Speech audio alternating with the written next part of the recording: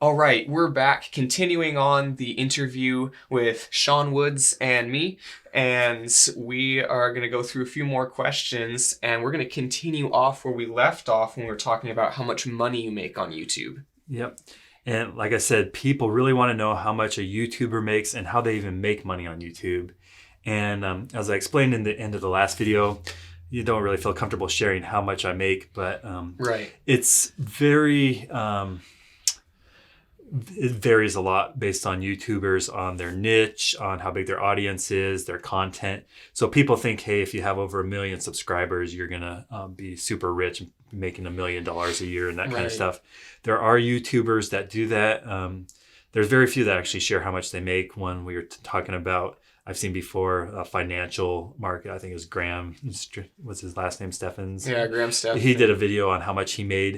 And I just couldn't believe it because I actually had more views than he did. Mm-hmm. And he was talking about how much he made, and he is paid like exponentially more than I am. So yeah, it's all about that CPM, right? It's CPM. So CPMs are, how much you get paid per 1,000 views. And if you have a channel like finances, people buying advertisements on YouTube that are related to finances are going to pay a whole lot more to bring in new customers on a financial channel than someone just going out to bid. Right. And so I tend to get very low CPMs, especially compared to some of the others. And so even if you have a huge audience, you're not making millions and millions of dollars, And there's a lot of cost to making videos too. So it's not all 100% profit. Sometimes I lose money on videos. That's pretty common. So sometimes the good videos are just making up for the losses you have. But people want to know how you make money on YouTube. Right. We already talked about the CPMs. Those are the ads, and that varies widely based on the type of ad. So if all of your ads on your YouTube channel are like those non-skippable 30-second ones, you're going to be paid a lot more than if the only ads running are the ones that like pop up for a second and then disappear on their own. So you get paid per 1,000 views. Those like go out to bid, and YouTube sells for a price. They look at your demographics, what's the age and gender of your audience and what kind of products. So that varies widely. And then there's oftentimes you'll have a video monetized that doesn't run ads. So sometimes you'll have people watching your video, but there's no ads and you don't make money on it. And I have noticed this. Luckily, I don't freak out as much because this is like the 5th year I've done this, but there's seasonality. So for me, right before December, Christmas, holidays, ad revenue is way up. So my most profitable time period is November, December, people getting ready to buy for Christmas. After New Year's, January and down to February, it's devastating how much it drops. So for me, usually January and February, I'm losing money on the videos I post because it costs more to make them than I'm getting in ad revenue. And then it goes up and down. So there's seasonality. You can't expect to be paid the same all the time, reimbursed for your videos. So that's AdSense, and you're really tied to YouTube's guidelines. There's AI, that will determine if your video is even something you can advertise or not, and they get it wrong often. So about 85-90% of the videos I upload are challenged and that need to be manually reviewed. The AI identifies them as not advertiser friendly. And so I get that yellow icon, and then someone in YouTube will review it and goes, this is completely fine. Right. And so you'll be getting a bunch of views, that you get the most views in that first week. And at that time, it might not be monetized. And it's just a mistake that they have. So at least you have your YouTube partner after you pass 100,000 subscribers, right? You get the. I had 100,000 when they invited me into the program, but it's by invite. So okay. So now I know 100,000 channels with 100,000 subscribers. I've never even heard of that program, but I do have a person that works at YouTube that coaches me every month. Right. And we go over analytics and things to try, things to change, and they can be an advocate for you. And that is a huge benefit for my channel, having someone that if something goes bad, I can contact them, and they have a little bit of pull with YouTube, but they don't have very much either. If something, if they flag a video that's not inappropriate as being flagged, he has cases where he hasn't been able to get that overturned, even though it's obviously not in violation. So Yeah. you can't rely just on ad revenue from YouTube. It's unreliable. It's really good when it's good, and it's bad when it's bad. So there's other ways you can make money on YouTube. And this really helps for like smaller channels and niche markets. There's you can do sponsored ads. That's a big one. We ended the last video where I talked about sponsored ads. So up to this point, I have made a choice not to take money for products. So I don't get paid to feature products. I try to buy all the products that I feature as much as possible. I've had companies reach out to me and do sponsored ads. A lot of them are for free gear, which to me is not, is a lot of it's stuff that I don't want anyway. So I don't take. Some of the sponsored ads deals, they asked how much it would cost. And I was like, well, I don't really want to do it. So I'm just going to throw out a crazy number. And like for one of them, this one company wanted me to, it was a VPN, and I don't even use VPNs. And so, and I was like, for 90 seconds, I'd say, that'd be about $10,000. And they said, okay. And I was like, what? $10,000 for 90 seconds. But they wanted assurances that they would have us over 1 million views on it. And, I didn't feel comfortable doing that because I don't use the product. Right. And I didn't want to it's not something I normally do. And so I turned down the money saying, thanks, but no thanks. So that's the most I've been offered, but I hear other YouTubers that are big talk about much more for sponsored ads. So companies are willing to pay if you have a big audience and can get their product in front of a lot of viewers, but that's pretty rare. But starting out, it helps a lot. If you have a product you want, like maybe a camera, you can reach out to the company and they might give you free gear, or they might give you some kind of commission link or something like that. So like for me, I have Epidemic Sound. I use their product. I've used it for years. I really like it. There is a link in the description for it, so you can check that out. And I really like endorsing them, and it really helps the channel out. And I have had people use my links and sign up, and it's been a huge help. So thank you for everyone who's done that so far for my channel. That's been awesome. And also, there's things like Audible and different things like that, and Amazon affiliates, which I haven't made a ton on Amazon affiliates yet, but that is a huge way that you have made passive income off of your channel. Yep. So as far as sponsored ads, what I recommend to people is it's a very good tool. It can help your channel a lot. Just make sure you believe in the product. Yes. Is something you use or would recommend, and aren't just taking money, because people will know if you're just being a snake oil salesman and taking money for products that are not worth it. So as long as you believe in it and think it's a value to your viewers, I'd say 100% go for it. For sure, because you've seen it, I've seen it. The YouTubers who they're like, check out Raid Shadow Legends, and you're like, yeah, they never play this. One, it's a crummy game, and two, these YouTubers are adults. They have kids. They're not playing some video game on their phone. Yeah, they say they do, but you can tell they're just saying it so that they get paid. Yeah. So we talked about the Amazon affiliates or affiliate links. Those are great. That's probably the second most consistent income I get from my videos other than YouTube. And what's most amazing about that is, I'm featuring products like mousetraps, so people are interested in them. They can go to the Amazon store through the link, and they can buy that, and you get a percentage of that, and that's great.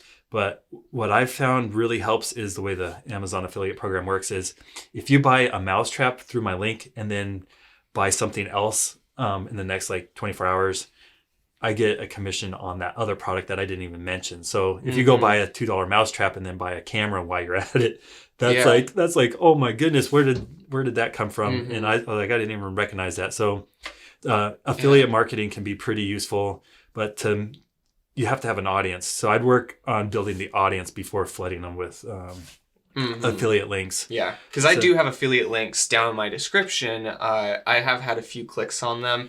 I try not to push them a ton, but they're just down there for people, because I actually started getting comments, people being like, what camera do you use? Where can I find it? Stuff like that. So that's good. Yeah. And another reason why seasonally you make more money, different seasons, because someone might go on Amazon affiliates like mid-December. Yeah. They might click your affiliate link and get mousetrap stuff. and then also buy a TV for Christmas or something, and then you make commissions off of that. Yeah. So that's a great benefit of that program. But again, make sure you're only pushing products that you believe in. So Right. yeah, and then you can do always like Patreon and stuff like that, or crowdfunded, Yeah. support. I personally have chosen not to do that either. It's not that I feel like it's begging for money, because people are willing to give it. But for me, I want to make sure that them watching is enough and not having to actually pay with money too. So Right. that's a great option that I don't do as well. And then you can do super chats, and I've done that a little bit, where like I'm just typing comments a half an hour before when you premiere, and people start giving you money, like donations. So that's always been nice too. And it's like they kind of go, you notice them and you mention their comment and they like that. But yeah, there's a lot more ways than just the ads on YouTube to make money. And but as I was saying, when you have a channel and you get money from YouTube, you got to realize it's a business. So that's not all like cash in your pocket. Sometimes, like I said, a lot of times I spend more money making a video than I get from it. And so you lose money on those. And that money that comes to you is not taxed. So you got to treat it like income. That first year, I was like, oh, I have a small amount of money, but I mentioned the taxes, and that was the first year I started owing, because I hadn't deducted it. And most people, when they get their paycheck, they don't realize how much has actually been taken out. It's kind of designed that way so it doesn't hurt as bad. But taxes hurt a lot more when you're given the money and then you owe it. So, yeah, like when I'm on QuickBooks and I'm like looking at my estimated taxes based on my income, I'm like, oh my goodness. Yeah. Why? So you have to spend all the money making the videos, which can be expensive. It's a lot of time, and counting taxes. It's not a get rich quick scheme. Yeah, there's income. There's income, but there's also expenses. Yeah, and there's financial risk. So, so that's kind of my thoughts on getting paid on YouTube. There's lots of different ways, but you do need to treat it like a business. Right. Okay. I had a question for you. I just was wondering, how you got started making videos. Yeah. Since you've been helping me film. And obviously you know a whole lot more than I do about camera equipment, the cinematography. I'm pretty clueless on that. So even though I have a huge channel, I have nowhere near the skills you did. So where did you learn all that stuff?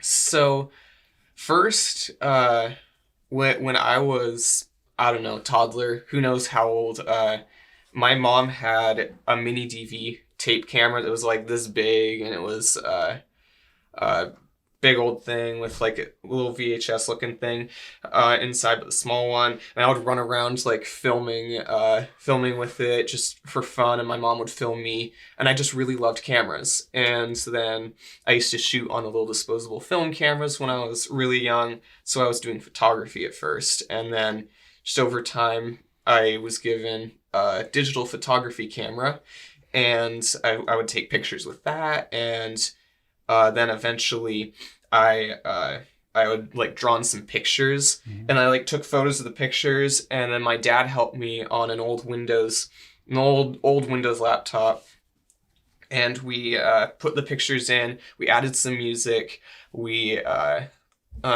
did a little voiceover, threw everything together, and that was my first video. I made that back in like 2006 with my dad. Wow. And and I still have that video, and all these years later. So it was crazy. It's crazy looking back and thinking that. And then we were given like an old copy of Adobe Premiere Pro, and I would mess around on that.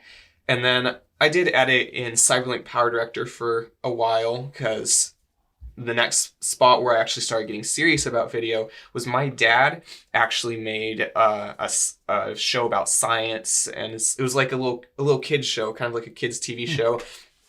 And he made that, and I was in it. And this was back when I was 9 or 10 years old. And when he made that, I just fell in love with videography, and I just loved everything about it. And I got cameras. I would go to Goodwill and buy like Canon PowerShots and make short films and videos with my brother. And sort of that's how I got started, and that was my background. And then eventually over time I started to like learn how to make stuff look cinematic, and started to get into like drones, and I started to get into like nicer cameras, started to be able to get nicer cameras, and then went back to Adobe Premiere Pro and started editing and learning how to tell stories in a cinematic way, and doing sound design, and incorporating things. Sort of all of my skills kind of came together over time, where I can now make some more cinematic videos. I'm by no means like I'm super expert, super good at it, but I've made a couple projects that are pretty cool and pretty fun. I was real impressed, especially seeing a lot of photography. The shots are really cool. So cool. Okay. How about we got number 3? So these questions people ask, but so do you have any questions for me about being a YouTuber starting out? You know, I've been on there for 10 years. Mm-hmm. Yeah. Oh, a fly. We got flies. Flies are coming out of hibernation. Got them today for Fly Trap Monday. Yeah. Yeah. So, yeah, just for me, like my channel's still small, and I'm super thankful for all the people who have come over and subscribed, and you've definitely made my channel, because I was at like 350 subscribers or something. Now it's at 1,500 subscribers, and it's going up all the time. And just want to thank you all for being here and supporting me through my journey. So yeah, I'm just trying to figure out, like, where do I need to buckle in? What's my niche? Is it making like short films, documentaries, and cinematic stuff, or tutorials on how? Because I do enjoy like making behind the scenes videos, but I also enjoy like making other types of videos that are documentary style, showing some of the other things I do, because I do a lot of things, and I can make videos about it.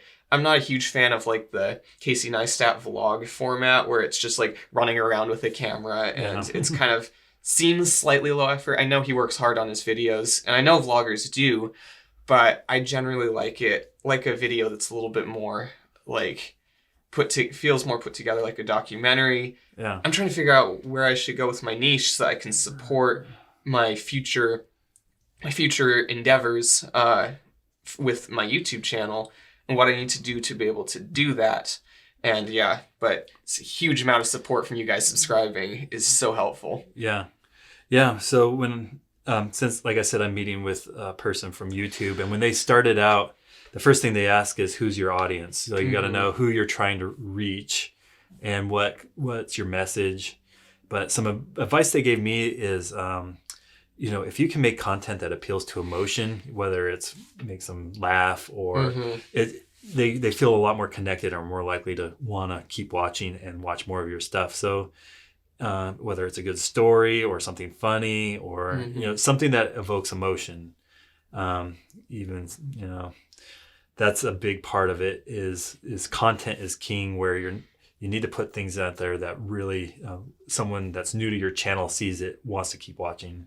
And sometimes I love having production value and good cinematic stuff, but I've seen people that put everything into the production value. Right. And it's like, well, you're looking at nice pictures, but there's what's the content? It has to have some meat there.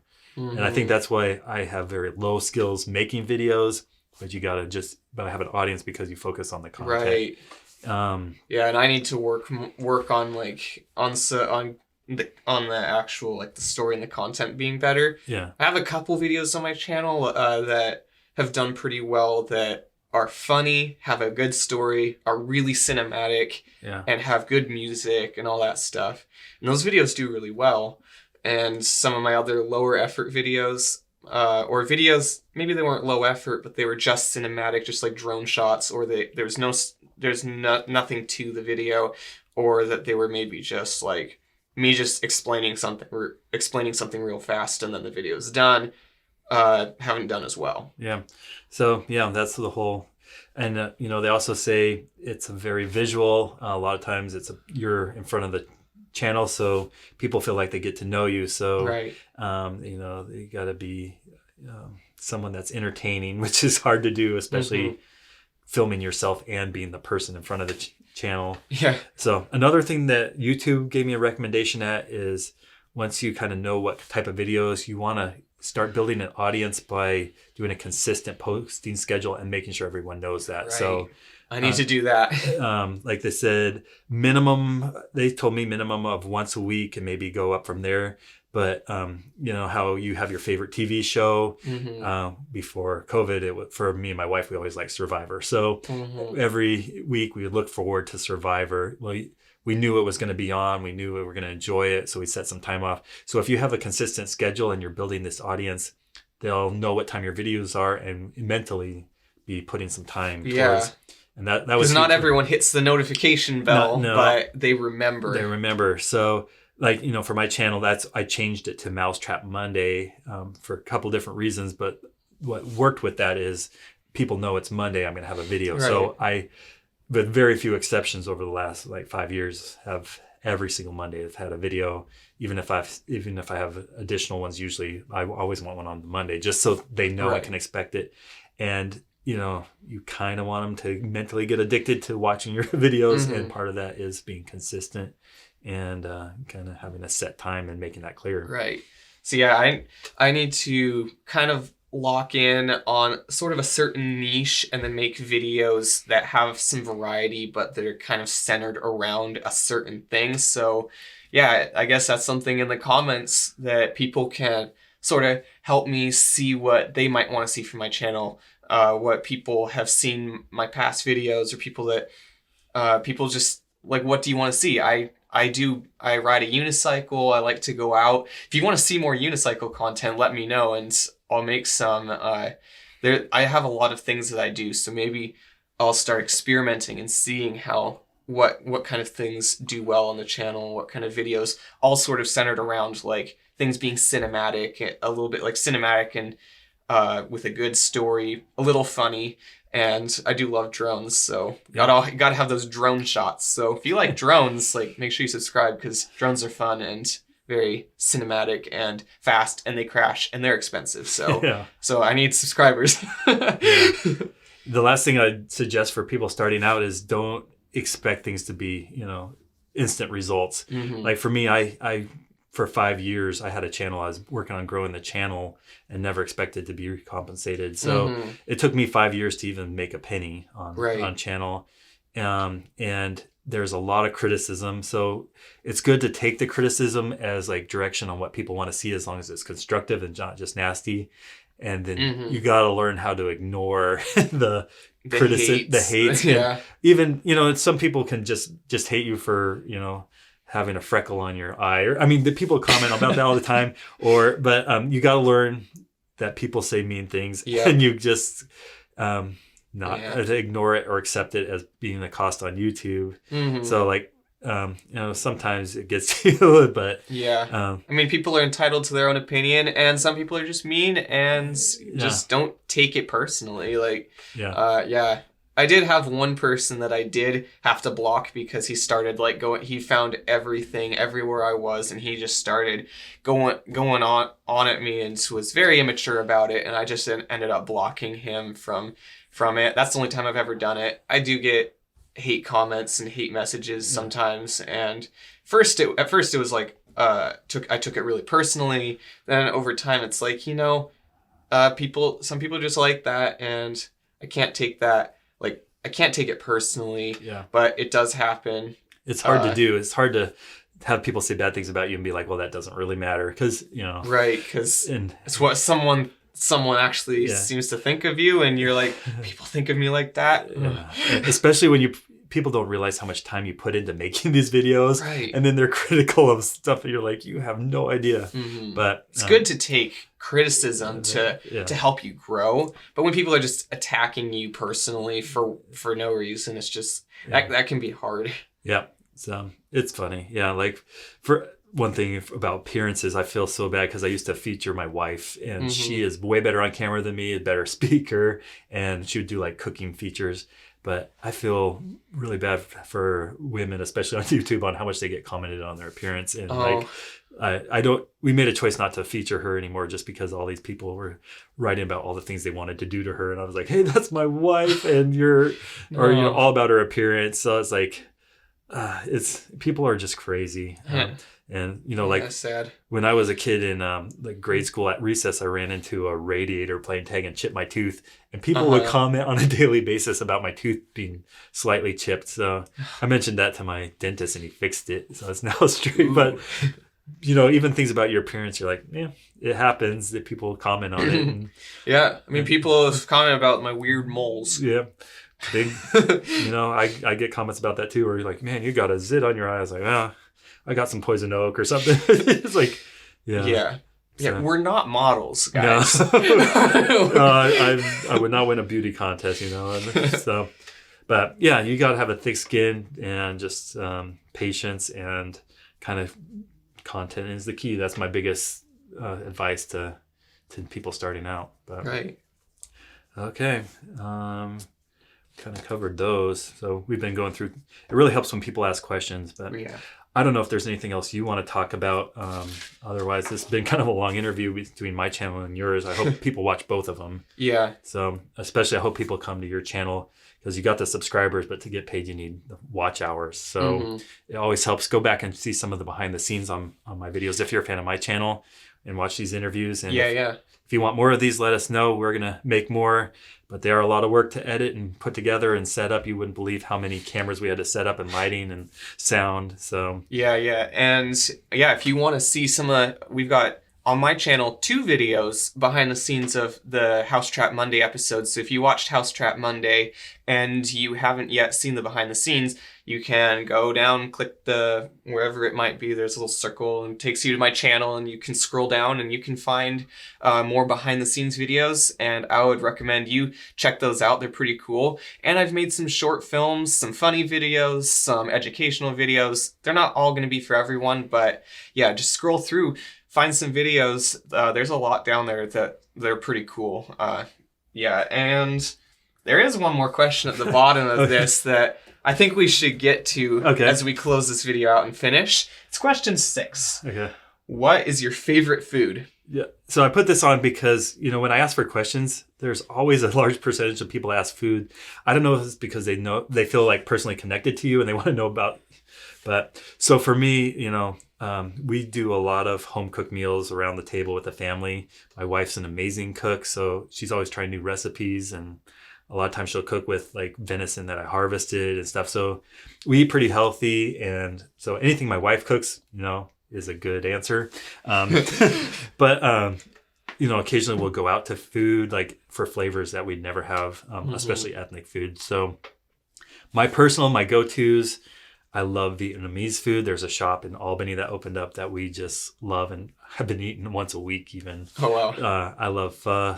I love, they have this like sandwich that's on French bread. That's Vietnamese food inside. It's so good. And spring rolls. I love Middle Eastern food. There's a place in a town close to where you live that the south part that has lamb shank and shawarma and hummus and veggie mesa. So I love Middle Eastern food, Vietnamese food, Thai food, and Korean food. Oh, so good. So yeah, I literally know 0 about food. I have some health problems, so I don't have much variety. Really? What's your average diet then? Well, that's what I'm trying to figure out right now. I'm trying to nail my diet down. It's been quite the journey for me. I'll sometimes I'll eat something and it won't agree with me. Well, that's most things. And so, I'm basically kind of on this journey right now as we speak of trying different foods, down to the basics, trying to figure out what things I can and can't eat, and trying to have a balanced and healthy diet, but keeping it simple so I can sort of figure things out. Yeah. My wife has similar concerns, and so she's really done elimination diets and stuff. And so it would be a nightmare for people to cook meals for us because of all the food allergies and special diets. So my wife doesn't usually do dairy or gluten. I'm allergic to mangoes. My one son's allergic to peanuts. The other son's allergic to peas, pistachios, cashews, walnuts, hazelnuts. And so there's a big long list of food we can't eat that satisfies everyone. And so I understand those challenges. It's kind of crazy, like going places, like I want to be nice to my hosts, but I don't want to eat something that will make me sick. Yeah. So we understand that. But Mm-hmm.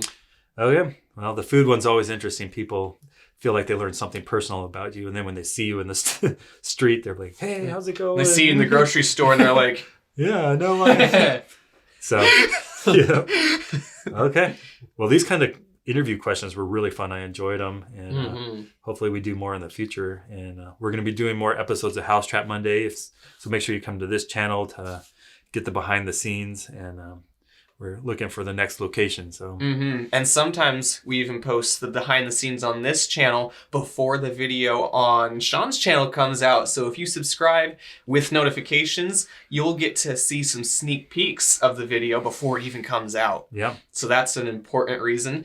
So yeah, thank you so much, Shawn, for being on my channel and for all your help through all of this. Yeah. Make sure you like, comment, subscribe, doing all those things for the YouTube algorithm. Super useful. Thanks so much. Check out my links in the description if you feel like it, and make sure you follow me on Instagram. It's at Weston.